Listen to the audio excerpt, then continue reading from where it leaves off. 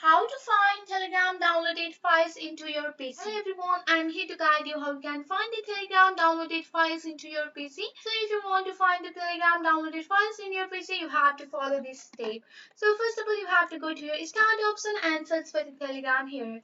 So you have to just install the Telegram desktop app in your Telegram PC. So you have to install the Telegram desktop on your PC.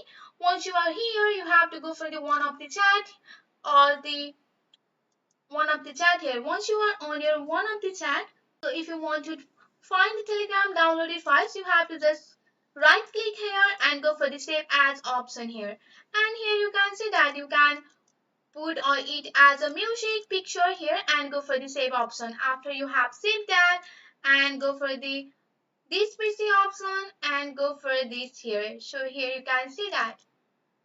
So here you can see your Telegram downloaded picture or files on your PC.